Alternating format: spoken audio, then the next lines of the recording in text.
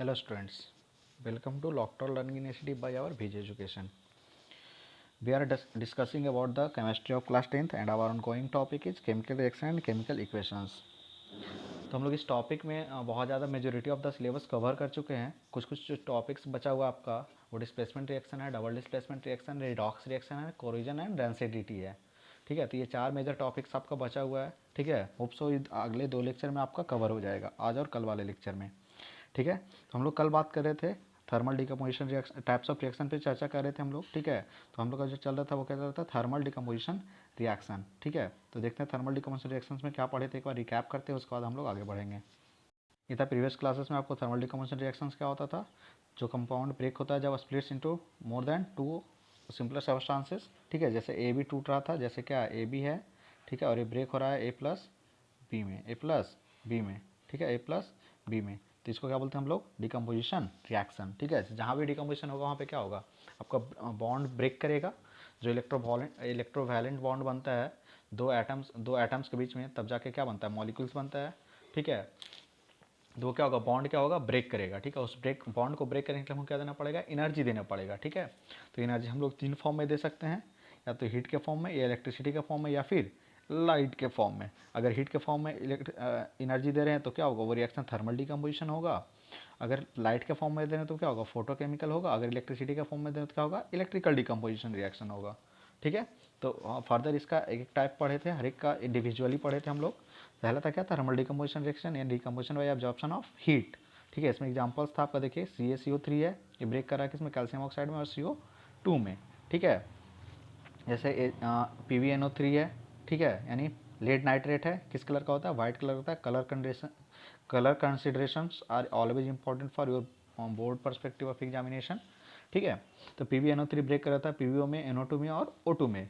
NO2 कैसा कैसा कैसा कलर का होता है, ब्राउन फ्यूम देता है. ठीक है, जब इसका डिसोसिएशन करवाओगे आप, ठीक है, लैब में, तो आपको एक ब्राउन फ्यूम दिखेगा. ठीक है, तो वो जो ब्राउन फ्यूम होता है उसके लिए रिस्पॉन्सिबल कौन है, नाइट्रोजन डाइऑक्साइड. ठीक है, और ये सब क्वेश्चंस आपसे एग्जामिनेशन में फ्रिक्वेंटली पूछे जाते हैं. ठीक है, तो ये सब आप ध्यान रखिएगा. नेक्स्ट जो हम लोग पढ़े थे, नेक्स्ट हम लोग इस पर डिस्कशन किए थे, फेरस सल्फेट डिसोसिएट हो रहा है. ठीक है, फेरस सल्फेट आपका डिसोसिएट हो रहा है किसमें, Fe2O3 में, SO2 में, SO3 में और H2O में. ठीक है, ये ग्रीन कलर का होता है फेरस सल्फेट. ठीक है, जो इसका ग्रीन कलर होता है इम्पार्ट होता है ड्यू टू ये 7 जो H2O का मॉलिक्यूल्स है. ठीक है, ये जो हाइड्रेटेड मॉलिक्यूल्स होते हैं, अगर ये कलर ये नहीं रहेगा तो ये ग्रीन कलर का नहीं होगा. ठीक है, जैसे मेटल कार्बोनेट हमेशा ब्रेक करेगा तो क्या होगा, मेटल ऑक्साइड देगा और CO2 देगा. अगर मेटल बाइकार्बोनेट ब्रेक होगा तो मेटल कार्बोनेट देगा, CO2 देगा और H2O देगा. ठीक है, नेक्स्ट क्या था हमको, हमारा केमिकल डिकम्पोजिशन. ठीक है, या फोटोलाइसिस यानी decomposition bye absorption of light. ठीक है, एग्जाम्पल थे इसमें AgBr ब्रेक करा है, Ag में और Br में. ये सब आपका कवर्ड हो चुका है पिछले क्लासेस में. अगर बात करें थर्मल इलेक्ट्रिकल डिकम्पोजिशन का, ठीक है, तो इलेक्ट्रिकल डिकम्पोजिशन में इलेक्ट्रोलाइसिस बोलते हैं इसको. ठीक है, यानी डिकम्पोजिशन बाई इलेक्ट्रिसिटी. ठीक है, जैसे H2O है, इसको इससे अगर ये एसिडिफाइड मीडियम में है, ठीक है, और इससे अगर करंट पास करवाएंगे तो क्या होगा, H2 और O2 में ये ब्रेक करेगा. H2 कहाँ मिलेगा हमको, कैथोड पे, और O2 कहाँ मिलेगा हमको, एनोड पे. ठीक है, तो ये भी एग्जामिनेशन में आपको कॉम्पिटिटिव एग्जामिनेशन में पूछ लिया जाता है. क्वेश्चन इस टाइप से पूछा जाएगा जैसे, ठीक है, what happens when electrolysis of H2O takes place. ठीक है, तो H2O का जब इलेक्ट्रोलाइसिस होता है तो कैथोड पे हमको क्या मिलता है, हाइड्रोजन मिलता है, और एनोड पे क्या मिलता है हमको ऑक्सीजन मिलता है. ठीक है, एक्चुअली ये कॉन्सेप्ट क्या है एनोड और कैथोड वाला, ये थोड़ा सा देखते हैं. ठीक है, तो जो कैथोड आपका होता है, क्या चीज़, कैथोड, वो कैसा होता है, निगेटिवली चार्ज इलेक्ट्रोड होता है. इस पर निगेटिवली चार्ज होता है. एक तरफ जो एनोड होता है आपका, वो क्या होता है, पॉजिटिवली चार्ज इलेक्ट्रोड होता है. ठीक है, क्या होता है, इलेक्ट्रोड होता है पॉजिटिवली चार्ज.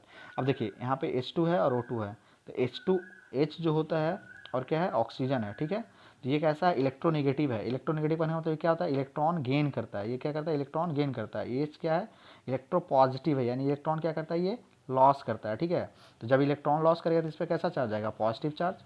ठीक है, और जब इलेक्ट्रॉन गेन करेगा तो इस पर कैसा चार्ज आता है, निगेटिव चार्ज. ठीक है, जब ये इलेक्ट्रॉन गेन इस पर पॉजिटिव चार्ज है तो ये पॉजिटिव चार्ज वाला किधर अट्रैक्ट होगा, हमेशा निगेटिव चार्ज वाले यानी कैथोड के पास. ठीक है, ये निगेटिव चार्ज तो हमेशा किधर अट्रैक्ट होगा, एनोड के पास. ठीक है, तो ये कॉन्सेप्ट यहाँ पे अप्लाई होता है. इसको और अच्छे समझना है, एक और एग्जांपल देख लेते हैं. NaCl, ये इसलिए इंपॉर्टेंट है क्योंकि इससे क्वेश्चंस आता है. ठीक है, तो आप देख लें NaCl है. ठीक है, NaCl जब भी ब्रेक करेगा तो किस में ब्रेक करेगा, Na प्लस में और Cl माइनस में, ठीक है। तो ये माइनस वाला है तो ये किधर जाएगा, प्लस वाले में। प्लस वाला किस पे होता है, एनोड पे होता है, तो ये एनोड पे जाएगा। ये प्लस वाला है तो ये किधर जाएगा, कैथोड के पास जाएगा, ठीक है। यानी कैथोड पे हमको क्या मिलेगा, सोडियम मिलेगा, और एनोड पे क्या मिलेगा, क्लोरीन गैस मिलेगा, ठीक है। तो ये एग्जाम्पल्स आप ध्यान रखिएगा, और ये हमेशा याद रखिए कैथोड पे क्या मिल रहा है और एनोड पे क्या मिल रहा है। तो जो भी इलेक्ट्रो पॉजिटिव होगा वो कहाँ मिलेगा, कैथोड पे मिलेगा, जो इलेक्ट्रोनिगेटिव होगा वो कहाँ मिलेगा, एनोड पे मिलेगा, ठीक है। फिर इसका एप्लीकेशन पार्ट था, ठीक है। जो कहाँ यूज होता है, मोस्टली एक्सट्रैक्शन ऑफ मेटल्स में यूज होते हैं, ठीक है। फोटोग्राफी में होता है, डाइजेशन ऑफ फूड भी क्या है, डिकम्पोजिशन प्रोसेस ही है, ठीक है। और जितना भी डिकम्पोजिशन रिएक्शन सारा क्या होता है, एंडोथर्मिक इन नेचर होता है, यानी हीट क्या होता है, एब्जॉर्ब होता है इसमें, ठीक है। तो आज हम लोग आज के टॉपिक पर डिस्कशन करेंगे, जो कि क्या है, डिस्प्लेसमेंट रिएक्शन। डिस्प्लेसमेंट रिएक्शंस का बात करें, ठीक है, तो सबसे पहले क्या है, डेफिनेशन जाना। डिस्प्लेसमेंट से ही पता चल रहा है क्या हो रहा होगा, एक सबस्टांस हट रहा होगा, दूसरा सबस्टांस उसकी जगह पे आ रहा होगा, ठीक है। तो डिस्प्लेसमेंट रिएक्शंस का डेफिनेशन देखेंगे सबसे पहले। तो क्या होता है, in displacement reaction a more reactive substances metal displaces और removes another element of from a compound, ठीक है। यानी कोई एक ज़्यादा रिएक्टिव जो मेटल होगा वो दूसरे कंपाउंड से लेस रिएक्टिव मेटल्स को क्या करेगा, डिस्प्लेस करेगा, ठीक है। यहाँ पे देख सकते हैं आप, जिंक है, ठीक है, और CuSO4 है, ठीक है। तो ये जिंक जो है, ठीक है, CuSO, तो यहाँ पे क्या है, ये जैसे ब्रेक होगा CuSO4 तो किसमें ब्रेक होगा, ये Cu+2 और SO4-2 में, ठीक है।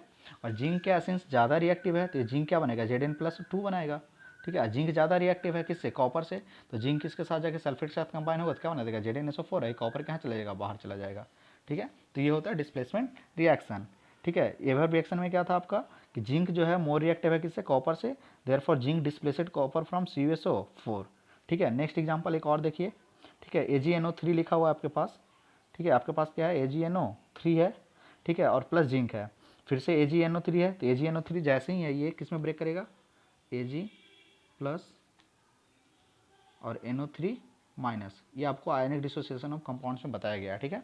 जिंक है तो ये क्या बनाएगा, कौन सा रेडिकल बनाएगा, Zn+2, तो ये नेगेटिव इसके साथ जाके अटैच्ड होगा, ठीक है, ये बाहर चला जाएगा, ये इसको डिस्प्लेस करेगा तो क्या हो जाएगा, सिल्वर बनेगा, और AgNO2 का होल ट्वाइस, ठीक है, जिंक नाइट्रेट, ठीक है, जिंक नाइट्रेट, ठीक है। तो ये रिएक्शन में क्या आपका जिंक ज़्यादा रिएक्टिव है किससे, Ag से, ठीक है। अब ये रिएक्टिविटी का कॉन्सेप्ट आता कहाँ से है, ठीक है, ये एक बार देखते हैं। लेट्स सी रिएक्टिविटी का कॉन्सेप्ट कहाँ से आता है। तो जो रिएक्टिविटी का कॉन्सेप्ट आता है वो रिएक्टिविटी सीरीज ऑफ मेटल से आते हैं, ठीक है।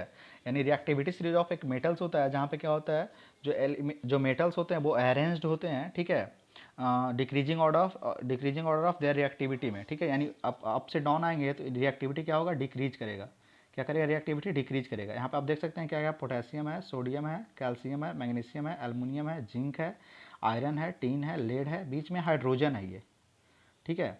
हाइड्रोजन है, कॉपर है, मरकरी है, सिल्वर है और गोल्ड है। यहाँ पे आप देख सकते हैं कि सारा मेटल्स है, लेकिन एक हाइड्रोजन है जो क्या है, नॉन मेटल है। हाइड्रोजन क्या होता है, नॉन मेटल, लेकिन फिर भी ये रिएक्टिविटी सीरीज ऑफ मेटल में कंसिडरेबल है, ठीक है। तो इसका रीजन ये है, ठीक है, इसका रीजन ये होता है कि जो हाइड्रोजन होता है वो प्रॉपर्टी किसका शो करता है, इलेक्ट्रो पॉजिटिव में लटका है, इलेक्ट्रॉन क्या करता है, ये डोनेट करता है, यानी ये भी कैसा होता है, H+ होता है, ठीक है।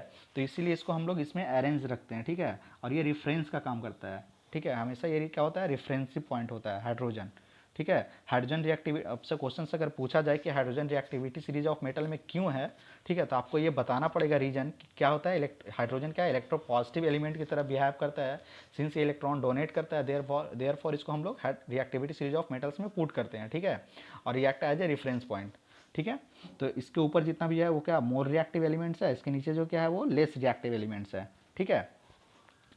तो अब यहाँ पे कॉन्सेप्ट एक और देखते हैं, ठीक है, कि ये रिएक्टिविटी डिपेंड किस पे करता है, ठीक है।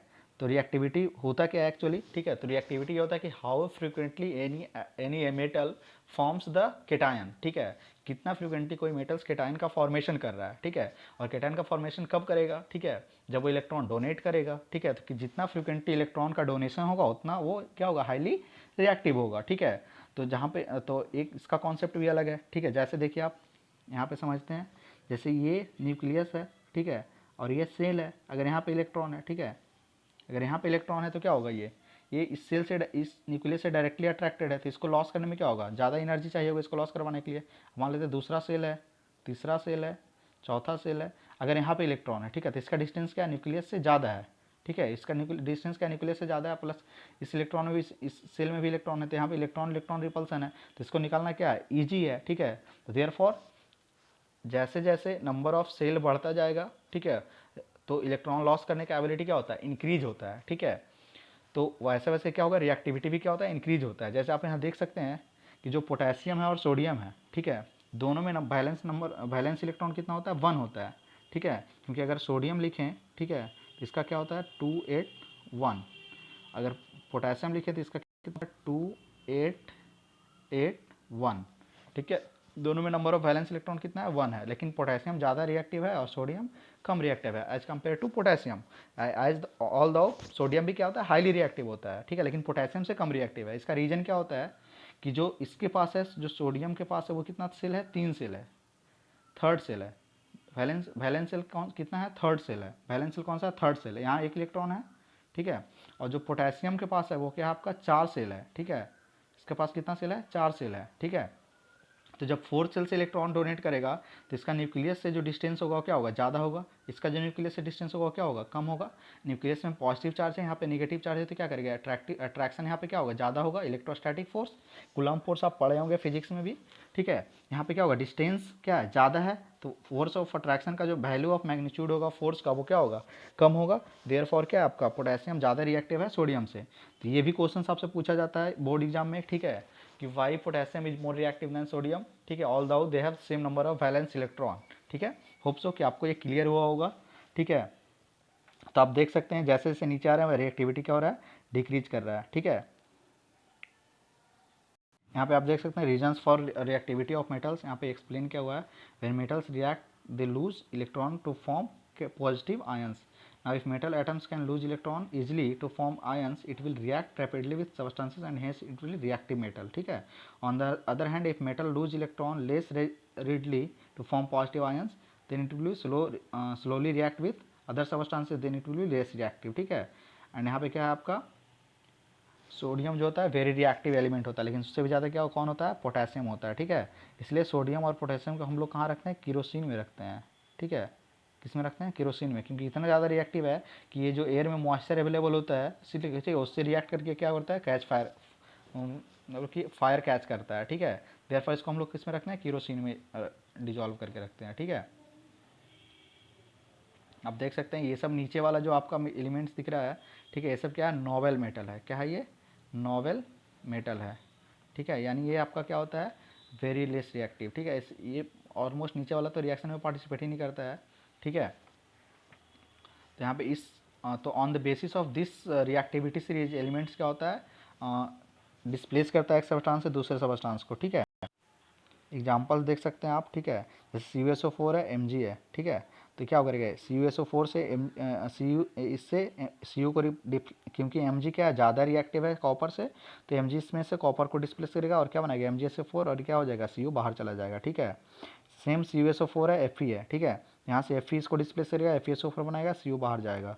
ठीक है, HgNO3 है, Cu है, Cu यहाँ से HgNO को डिस्प्लेस करेगा, ये बनाएगा। ठीक है, तो ये आप एग्जाम्पल्स देख सकते हैं। ठीक है, अगर नॉन मेटल का बात करें, ठीक है, तो नॉन मेटल में भी ये रिएक्शन उतना ही एप्लीकेबल है। ठीक है, नॉन मेटल में ये होता है आपका रिएक्टिविटी से फ्लोरीन, क्लोरीन, ब्रोमीन और आयोडीन। ठीक है, तो ये फ्लोरीन सबसे ज़्यादा हाईली रिएक्टिव होता है, उससे ज़्यादा क्लोरीन, उसके बाद ब्रोमीन, उसके बाद आयोडीन। इसका एग्जाम्पल्स देख लेते हैं एक बार। ठीक है, अगर जैसे जैसे ये लिखा हुआ है आपका NaBr लिखा हुआ है प्लस Cl लिखा हुआ है। ठीक है, तो सिंस Cl ज़्यादा रिएक्टिव है किससे, ब्रोमीन से। ठीक है, तो ब्रोमीन को डिस्प्लेस कर देगा, NaCl बना लेगा, ब्रोमीन कहाँ चला जाएगा, बाहर चला जाएगा। सेम अगर Ki लिखा हुआ है प्लस Cl2 लिखा हुआ है, सिंस Ki से ज़्यादा रिएक्टिव कौन है, Cl2। ठीक है, तो Cl2 इसको रिप्लेस करेगा और KCl बनाएगा और ये I बाहर चला जाएगा। ठीक है, यहाँ भी सेम कॉन्सेप्ट अप्लाई होता है, यहाँ भी रिएक्टिविटी का, कि सिंस फ्लोरीन है, ठीक है, तो इलेक्ट्रोनेगेटिव, इसका इलेक्ट्रोनेगेटिविटी क्या है, ज़्यादा है, तो इलेक्ट्रॉन ये हाईली अट्रैक्ट करेगा। ठीक है, इलेक्ट्रोनेगेटिविटी क्या होता है, इलेक्ट्रॉन को अट्रैक्ट करने का कैपेसिटी। ठीक है, तो फ्लोरीन क्या है, ज़्यादा इलेक्ट्रोनेगेटिविटी है किससे, क्लोरीन से। ठीक है, तो यहाँ पे इलेक्ट्रॉन क्या होगा, ईजिली एक्सेप्टेबल होगा। ठीक है, तो ये क्या होगा, हाईली रिएक्टिव होता है। ठीक है, ये था आपका डिस्प्लेसमेंट रिएक्शन। ठीक ठीक है। Let's discuss about double displacement reaction. तो ये कैसा डिस्प्लेसमेंट रिएक्शन था, ये सिंगल डिस्प्लेसमेंट रिएक्शन था, ठीक है। अब हम लोग डबल डिस्प्लेसमेंट रिएक्शंस का बात करेंगे। डबल डिस्प्लेसमेंट रिएक्शन का बात करें, ठीक है, तो the reaction in which two different atoms of और group of atoms are displaced by other groups of atom, ठीक है, it's called double displacement reaction. For example देख सकते हैं यहाँ पे BaCl2 लिखा हुआ है, Na2SO4 है, ठीक है। तो यहाँ पे क्या बन रहा है, BaSO4 प्लस NaCl, ठीक है। यहाँ पे एक प्रोसीड्यूर समझ लेंगे, ठीक है, कैसे कैसे बनता है। जो अगर BaCl2 लिखा हुआ तो किस में ब्रेक होगा, Ba प्लस टू और Cl माइनस। Na2SO4 लिखा हो तो किस में होगा, Na प्लस और SO4 पे माइनस 2। तो इसका जो प्लस होगा इसके साथ जाके अटैच्ड होगा, ठीक है, इसका प्लस जो होगा इसके साथ अटैच्ड होगा, ठीक है। क्या मिल जाएगा हमको, BaSO4, ठीक है, और ये क्या मिल जाएगा, NaCl, ठीक है। Let's discuss some other examples. जैसे आप यहाँ पे देख सकते हैं, ठीक है, कि NaCl है, AgNO3 है, ठीक है। तो NaCl हमेशा जब भी ब्रेक होगा तो किस में ब्रेक होगा, Na प्लस और Cl माइनस में, ठीक है। और AgNO3 ब्रेक होगा तो क्या होगा, Ag प्लस और NO3 माइनस, ठीक है। तो इसका पॉजिटिव इसके निगेटिव के साथ जाके अटैच्ड होगा, ठीक है। अब ये क्या दे देगा आपको, ये NaNO3, और इसका प्लस इसके निगेटिव के साथ अटैच्ड होगा, और ये क्या देगा आपको, AgCl दे देगा, ठीक है। तो ये डबल डिस्प्लेसमेंट रिएक्शन, ठीक है। डबल डिस्प्लेसमेंट रिएक्शंस में क्या होता है आपका, ये इसको और क्या बोलते हैं हम लोग, पार्टनर एक्सचेंज और मेटाथेसिस रिएक्शन, ठीक है। जैसे AB प्लस CD है तो ये ब्रेक होगा AD प्लस DB में, ठीक है। तो इसको डबल डिकम्पोजिशन रिएक्शंस भी बोला जाता है, ठीक है। डबल डिस्प्लेसमेंट रिएक्शंस में क्या होगा, फॉर्मेशन ऑफ प्रिसिपिटेट हो सकता है, एक्सचेंज इन कलर हो सकता है, इवोल्यूशन ऑफ गैस हो सकता है। तो ये सब प्रॉपर्टीज है डबल डिस्प्लेसमेंट रिएक्शंस का, ठीक है। Double displacement reaction. Next we will talk about the precipitation reaction, ठीक है। अगर प्रिसिपिटेशन रिएक्शन की बात करें तो क्या होता है प्रिसिपिटेशन रिएक्शन में, ठीक है, कि when cations and anions in aqueous solution combine to form a insoluble ionic solid, ठीक है। अगर इनसोल्यूबल आयनिक सॉलिड का फॉर्मेशन हो रहा है तो उसको क्या बोलेंगे हम लोग, प्रिसिपिटेट, ठीक है। और उस रिएक्शन को क्या बोलते हैं हम लोग, प्रिसिपिटेशन रिएक्शंस, ठीक है। जैसे AgNO3 लिखा हुआ है, ठीक है, NaCl है, बना रहा है क्या, AgCl NaNO3, ठीक है। तो यहाँ पे क्या बन रहा है, AgCl क्या बन रहा है, प्रिसिपिटेट बन रहा है, ठीक है। यानी ये सॉलिड, देखिए यहाँ पिक्चर में आप देख सकते हैं कि सॉलिड नीचे जाकर क्या होगा, डिजॉल्व हो जाएगा, ठीक है, नीचे जाके इससे क्या हो जाएगा, सेटल जाएगा। तो ये जो इनसॉल्युबल आयनिक सॉलिड बन रहा है इसको क्या बोलते हैं हम लोग, प्रिसिपिटेट, क्या बोलते हैं इसको, प्रिसिपिटेट, ठीक है। इसको क्या बोलते हैं हम लोग, प्रिसिपिटेट, ठीक है। और इस रिएक्शन को क्या बोलते हैं हम लोग, प्रिसिपिटेशन रिएक्शन। तो ये कैरेक्टरिस्टिक्स ऑफ रिएक्शन में भी आपको बताया गया था। Next we will talk about neutralisation reaction, ठीक है। न्यूट्रलाइजेशन मतलब ये होता है, ठीक है, न्यूट्रलाइज करना। न्यूट्रलाइज करने का मतलब क्या होता है कि in chemistry we have two types of substances, acidic और बेसिक सब्सटेंसेस, ठीक है। तो एसिड और बेस को जो न्यूट्रलाइज करता है उस रिएक्शन को क्या बोलते हैं हम लोग, न्यूट्रलाइजेशन रिएक्शन, ठीक है। यहाँ पे न्यूट्रलाइजेशन रिएक्शन क्या होता है, एक डबल डिस्प्लेसमेंट टाइप का रिएक्शन है, ठीक है। यहाँ पे आपको H प्लस और OH माइनस आयंस बनेगा और कंबाइन होकर बनाता है, H2O बनाता है, ठीक है। और a salt is product is form as an acid based reaction, ठीक है। जैसे HCl है और NaOH है, सिंपल एग्जांपल, ठीक है। तो HCl है तो HCl किस में ब्रेक होगा आपका, H प्लस और Cl माइनस में, ठीक है। NaOH लिखा हुआ है तो Na प्लस और OH माइनस में, ठीक है। तो Na plus Cl minus combine होकर NaCl बनाएगा और ये दोनों कंबाइन होकर क्या बनाएगा, H2O बनाएगा, ठीक है। तो इस रिएक्शन को क्या बोलते हैं हम लोग, न्यूट्रलाइजेशन रिएक्शन, ठीक है। तो यहाँ पे जो NaCl बन रहा है वो कैसा है, सॉल्ट है, कैसा है ये, सॉल्ट है। यानी इसका pH कितना होगा, pH वैल्यू कितना होगा इसका, 7, कितना होगा, 7, ठीक है। यानी क्या है, न्यूट्रल है, ये न्यूट्रल है, ठीक है। आप एसिड बेस सॉल्ट में पढ़े होंगे इन 7 क्लास पर, ठीक है, कि न्यूट्रल का pH कितना होता है, 7 होता है, ठीक है। तो जो जनरल क्लासिफिकेशन था रिएक्शंस का वो यहाँ पे ख़त्म होता है। तो हम लोग एक बार क्विकली रिवाइज कर लेते हैं, ठीक है। तो देख सकते हैं टाइप्स ऑफ केमिकल रिएक्शन, सबसे पहला क्या आपको बताया गया था, कॉम्बिनेशन रिएक्शन, ठीक है। कॉम्बिनेशन में क्या हो रहा था, दो सबस्टांसेस A प्लस B मिलकर एक नया सबस्टांस का फॉर्मेशन कर रहा था, C का, ठीक है। उसके बाद आपको बताया गया था डिकम्पोजिशन रिएक्शन, ठीक है। वहाँ पे क्या हो रहा था, ठीक है, एक कंपाउंड था वो उसको एनर्जी देने पे क्या हुआ था, वो डिसोसिएट हो रहा था मोर देन 2 सबस्टांसेस में, ठीक है। नेक्स्ट तक आपका डिस्प्लेसमेंट रिएक्शन, ठीक है। यहाँ पे एक सबस्टांस दूसरे सबस्टांस के साल्ट सॉल्यूशंस में से उसको क्या कर रहा था, डिस्प्लेस कर रहा था। जैसे ए प्लस BC लिखा हुआ है तो यहाँ क्या करेगा, B को डिस्प्लेस कर रहा है A और AC प्लस B बना रहा है, ठीक है। डबल डिस्प्लेसमेंट रिएक्शन उसी टाइप से था, यहाँ पे दोनों एक्सचेंज ऑफ आयंस हो रहा था, ठीक है, यानी इसका पॉजिटिव आयंस इसके नेगेटिव आयंस के साथ एक्सचेंज हो रहा था, इसका नेगेटिव आयंस इसके पॉजिटिव आयंस का एक्सचेंज हो रहा था और दो नया प्रोडक्ट का फॉर्मेशन कर रहा था। ठीक है, डबल डिस्प्लेसमेंट रिएक्शंस में दो टाइप का मोर रिएक्शन बताया गया था आपको, प्रिसिपिटेशन रिएक्शन और न्यूट्रलाइजेशन रिएक्शन। ठीक है, तो ये आपका जनरल क्लासिफिकेशन ऑफ जो केमिकल रिएक्शंस था वो खत्म होता है। ठीक है, further we will discuss about the redox reaction. तो थैंक यू। नेक्स्ट क्लास में हम लोग रिडॉक्स रिएक्शंस पे बात करेंगे। ठीक है, और आप एक और छोटा सा टॉपिक आपका रहेगा कोरोजन एंड रेंसिडिटी। तो आप सारे कॉन्सेप्ट को अच्छे से सीखे होंगे। ठीक है, अच्छे से इसको रिवाइज कीजिए, अपने कॉपी पे नोट डाउन कीजिए। ठीक है, अगर नहीं समझ में आ रहा है कहीं पे तो वीडियो को दोबारा पॉज करके लिखिए, देखिए। ठीक है, और वीडियो को शेयर कीजिए अपने दोस्तों के साथ। ठीक है, ताकि आप ज़्यादा से ज़्यादा लोग इस इनिशिएटिव का फ़ायदा उठा सके। ठीक है, और हमारे VJ एजुकेशन चैनल को सब्सक्राइब कीजिए। Thank you.